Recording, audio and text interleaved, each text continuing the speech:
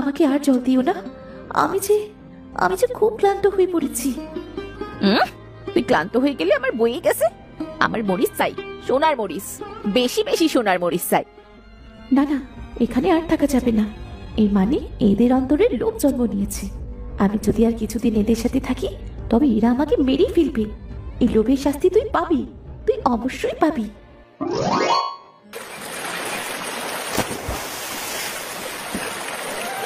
কি জ্বালায় পড়লাম বলো তো। রোজ রোজ জালে মাছ বাঁধে না, আর যা বাঁধে তাতে তো সংসার চলে না। ঘরে বউয়ের জ্বালা, বাইরে লোকে হাসাহাসি করে। দেখি আর কিছু সময় দেখি, আর কয়টা মাছ পেলে হাটে নিয়ে যাব। ভোলাপুর গ্রামে বাস করে রামু ও তার স্ত্রী। রামু খুবই গরিব জেলে, তার একটা ছেঁড়া জাল আছে, আর সেই জাল দিয়ে সে নদী থেকে মাছ ধরে। কিন্তু ছেঁড়া জালে কিছুতেই যেন মাছেরা ধরা দিতে চায় না। আর এই নিয়ে বাকি জেলেরা রামুকে নিয়ে বেশ হাসাহাসি করে। বুঝলে রামুদা, এবার এই ছেঁড়া জালটা ছেড়ে ভালো একখানা জাল কিনে ফেলো। রোজ রোজ এভাবে মাছের আশায় বসে থাকলে একদিন দেখবে তোমার কোমরে মরিচা পড়ে যাবে গো। সে গেলেও বাঁচি গো, অন্তত বউয়ের গালমন্দ থেকে তো বাঁচবো। আজও সেই 2-4টে মাছ জালে বাঁধলো। যাই, এই দুটো নিয়েই বাড়ি ফিরি।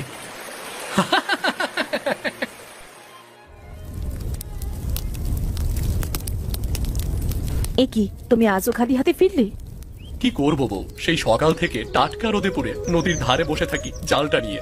কিছুতেই মাছ বাঁধে না, এতে আমার কি দোষ বলো তুমি? তা কি ঘন্টর ছেলে তুমি শুনি? সে রোজ রোজ মাছেরাও তোমাকে ফাঁকি দেয়? বলি একখানা ভালো জাল কিনে তো নদীতে মাছ ধরতে যেতে পারো নাকি?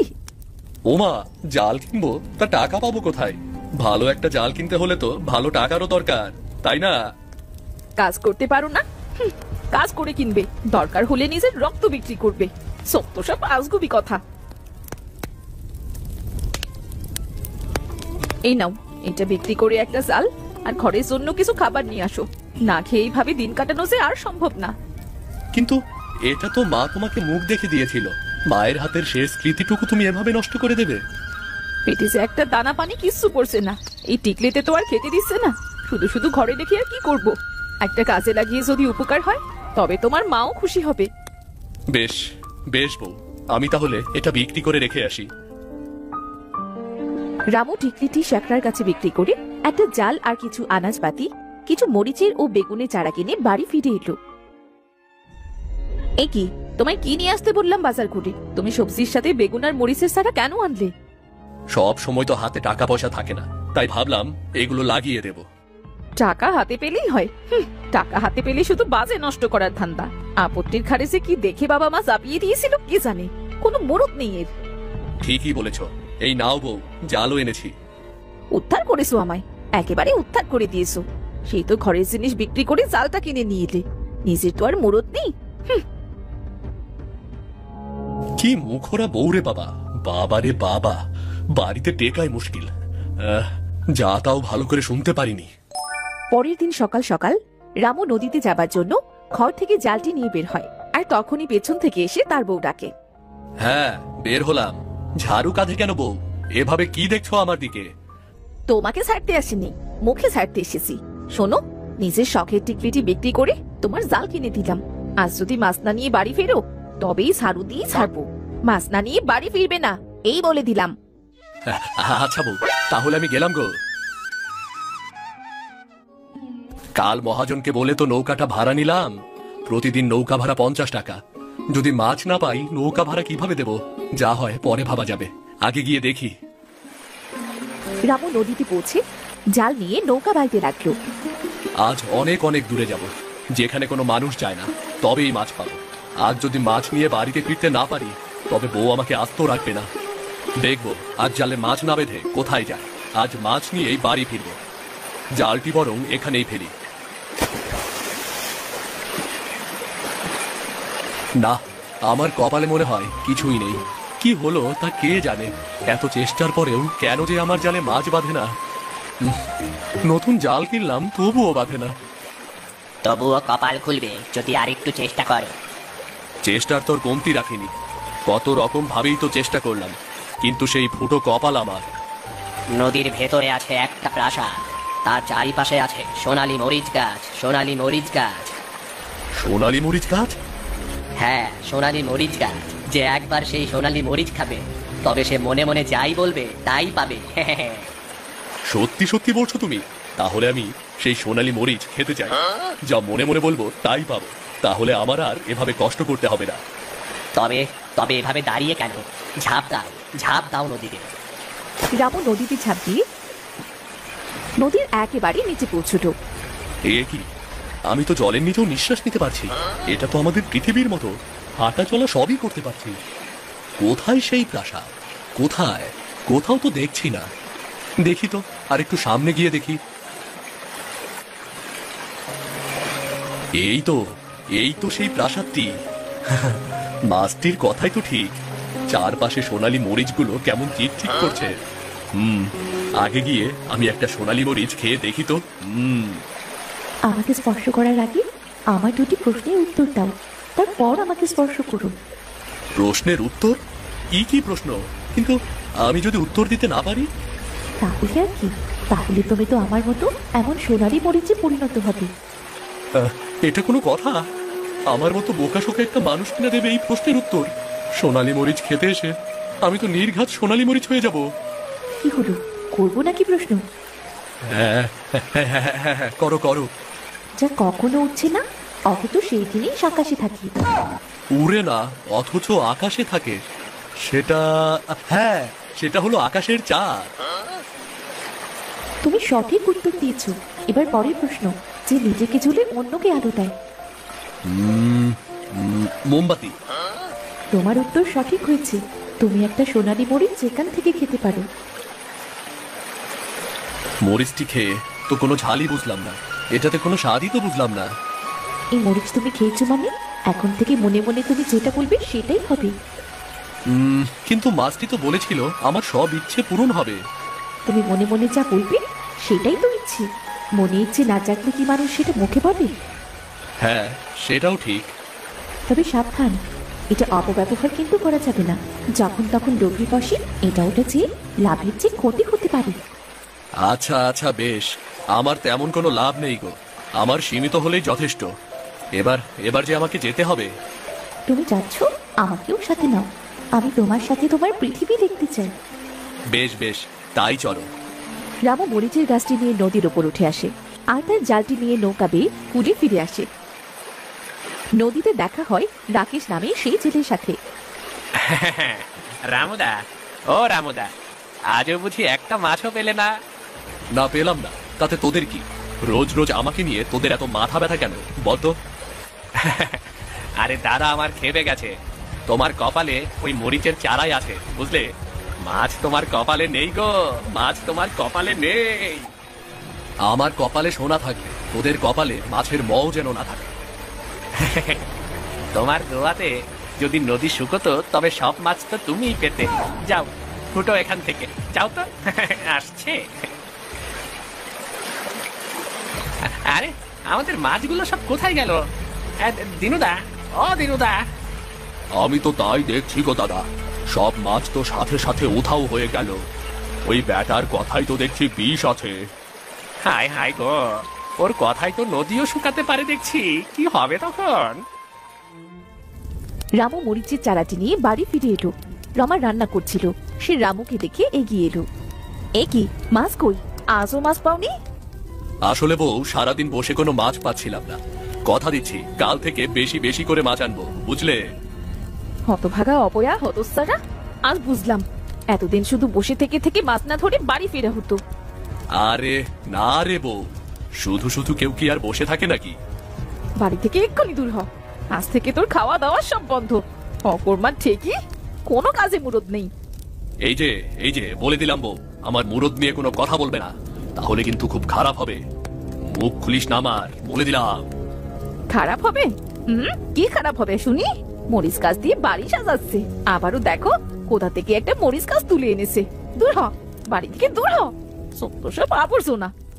তোর মুখটা কি বন্ধ হতে পারে না? সারাদিন কানের কাছে মাছির মতো ঘ্যান ঘ্যান ঘ্যান ঘ্যান করিস। আমার মুখ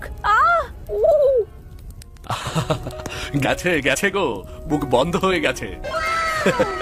এবার আমার কানেরও শান্তি, আমার মাথারও শান্তি, আমার মনেরও শান্তি। লাভ নেই বউ, লাভ নেই। আজ থেকে তোমার মুখটি এমন বন্ধই থাকবে। মরে গেলাম গো। এ কি দজ্জাল বউ গো তোমার ছেলে? আমার কোমরটা ভেঙে গেল গো। ইস, তোমার এমন দজ্জাল বউ জানলে তোমার সাথে কখনো আসতুম না। দুঃখিত, আমি খুবই দুঃখিত। এখন থেকে আমাদের সাথে আর কেউ বকবক করতে পারবে না। ওর মুখটা দেখো একেবারে এঁটে গেছে। যাও, আমাকে তোমার বাগানে লাগিয়ে দাও আর আমাকে জল দাও। ইস, খুব জল তৃষ্ণা পেয়েছে। হ্যাঁ, চলো চলো।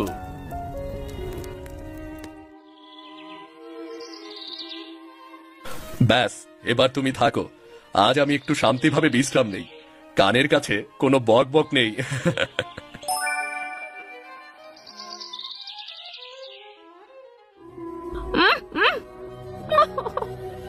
আরে, সেই কখন থেকে কি করছো বলো তো? কি মুখ খুলে দেবো? দেওয়া যাবে না, দেওয়া যাবে না। দিতে পারি একটা শর্তে। আর কখনো এমন ঝগড়াঝাটি করবে না। বলো বলো। ঠিক আছে, এবার মনে হচ্ছে তুমি ভালো হয়ে গেছো। কথা বলো বউ, কথা বলো। আটকানো মুখ খুলে যাও। বাবা গো বাবা, আর একটুর জন্য দমটা বেরিয়ে যায়নি। তুমি কি গো, তোমার কথা এমন বিষ হলো কিভাবে? কিভাবে তোমার ওই মরিচ গাছ কথা বলছে? আরে আস্তে আস্তে, একটু দম নিয়ে কথা বলো। তবে আর যাই হোক, এখন থেকে সাবধানে কথা বলতে হবে। আমার কথাই তো সর্বনাশ দেখছি। ও মা, তাই নাকি? তাহলে চলো না, সোনালী মরিচ গাছটির সাথে আরেকটু দেখা করে আসি। তারা দুজন মিলে সোনালী মরিচ গাছের কাছে গিয়ে দেখলো গাছে সোনার মরিচে পরিপূর্ণ হয়ে আছে। ও মা, এই তো সব সোনা। আরে না রে বউ, সব সোনা না, এই মরিচের রং সোনালি। না গো জেলে, এইসব সব সোনার মরিচ। তোমার পৃথিবীর জল খেতে পেয়ে আমার কাছে সোনালি মরিচগুলো সব সোনায় পরিণত হয়েছে। এ সোনা! আমার কাছে যত জল দেবে তত সোনার মরিচ পাবে। হোগো, মরিচগুলো তাড়াতাড়ি উঠাও আর শ্যাকটার কাছে কি বিক্রি করে এসো। না গোগিন্নি না, আমাদের এখানে এই সোনা বিক্রি করা যাবে না। লোক জানাজানি হলে আমাদেরই ক্ষতি, বুঝলে? ঠিক আছে গো, আরো কিছু সোনার মরিচ তুলে সব একসাথে শহরে বিক্রি করে এসো। তারা সোনালী মরিচ গাছে রোজ জল দিত আর গাছ থেকে সোনার মরিচ ছিটত। পরপর কিছুদিন সোনালী মরিচের গাছ থেকে সোনার মরিচগুলো তুলত। বউ, অনেকগুলো মরিচ হয়েছে কিন্তু। এবার এগুলো নিয়ে তাহলে শহরে যাওয়া যাক, চলো। এত সোনা, আমার যেন চোখ চুরিয়ে যাচ্ছে। বুঝলে তো, আমার তো একেবারে চোখ চুরিয়ে যাচ্ছে। তুমি আজ এগুলো শহরে নিয়ে যাও, কালকের ভেতর ফিরে এসো। আস্তে আস্তে রামু সোনার মরিচ বিক্রি করে বাড়ি গাড়ি করলো, যেটা তারা সারা জীবনেও করতে পারতো না। সে সব কিছু এখন তাদের হাতের নাগালেই ছিল। বুঝলে বউ, আমি ভেবেছি এই সোনার মরিচগুলো ছোটখাটো শেখরার কাছে বিক্রি না করে শহরে কোনো বড় পার্টির কাছে বিক্রি করব। যেটা ভালো মনে হয় সেটাই করো, তবে এবার কিন্তু আমার একখানা সোনার পালঙ্ক করে দিতে হবে। না না, শুধু শুধু সোনা আমি অপচয় করব না। এবার এই সোনাগুলো বিক্রি করে আমি গ্রামের মানুষকে সাহায্য করব। ওমা, গ্রামের মানুষের আবার কিসের অত অভাব পড়লো? কারো বাড়ির অভাব, কেউ কেউ টাকার অভাবে মেয়ে বিয়ে দিতে পারছে না, কারো খাদ্যের অভাব। সবাইকে সবাইকে আমি সাহায্য করব। এসেছে আমার দাতা, নিজের ঘরে ফুটোসাল, মানুষের ঘর সারাই করবার ইচ্ছে। কয়েকদিন পর রামু অনেকগুলো সোনার মরিচ একত্রিত করে শহরের উদ্দেশ্যে বেরিয়ে পড়ল। এদিকে রমা মনে মনে ফোন দিয়ে আসলো, আচ্ছা, আমি যদি সোনার মরিচ গাছে বেশি বেশি জল দিই তবে তো বেশি বেশি সোনার মরিচ হবে।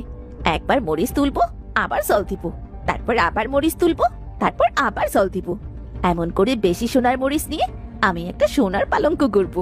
ওকে বলা যাবে না, তাহলে তো কিছুতেই রাজি হবে না। এই তো সোনার মরিচ, এগুলো তুলে আমি তোমায় আবার জল দেব। যত জল দেব তত সোনার মরিচ পাবো। বেশ কয়েকবার জল দেবার পর সোনালী মরিচ গাছ ক্লান্ত হয়ে রমার কাছে অনুরোধ করে বলল, আমাকে আর জল দিও না, আমি যে খুব ক্লান্ত হয়ে পড়েছি। তুই ক্লান্ত হয়ে গেলে আমার বয়ে গেছে। আমার মরিচ চাই, সোনার মরিচ, বেশি বেশি সোনার মরিচ চাই। না না, এখানে আর থাকা যাবে না। এই মানে এদের অন্তরে লোভ জন্ম নিয়েছে। আমি যদি আর কিছুদিন এদের সাথে থাকি তবে এরা আমাকে মেরেই ফেলবে। এই লোভের শাস্তি তুই পাবি, তুই অবশ্যই পাবি। বউ, ও বউ, কি করছো এখানে? মরিচ গাছের সাথে গল্প করছো নাকি? ইয়ে মানে, হ্যাঁ, তুমি বাড়িতে নেই একা একা আর কি করব, তাই মরিচ গাছের সাথেই গল্প করছিলাম। এই নাও বউ টাকা। দেখো কত টাকার সোনার মরিচ বিক্রি করেছি। সবই আমার এই মরিচ গাছের প্রতিদান। টাকাগুলো যত্ন করে রেখে দাও। আজ এত তাড়াতাড়ি ফিরলে যে? আর বলো না, শহরে যাবার সাথে সাথেই বড় পার্টি পেয়ে গেছি। তাদের সাথে সোনা বিক্রির কথা বলতেই তারা রাজি হয়ে গেল। এবার থেকে আমাদের বাড়িতে এসে সোনার মরিচ নিয়ে যাবে গো। খুব ভালো হবে, কষ্ট করে তোমাকে আর বাইরে যেতে হবে না। ঘরে চলো গো, ঘরে চলো, বড্ড ক্লান্ত লাগছে, একটু বিশ্রাম প্রয়োজন। তোমার আবার কি হলো গো সোনালী মরিচ, কাঁদছো কেন? তোমাদের পৃথিবীর জল খেয়ে খেয়ে আমি বড্ড ক্লান্ত হয়ে পড়েছি। এবার আমার নদীর নোনা জল খেতে হবে, না হলে যে আমি আর শক্তি পাবো না।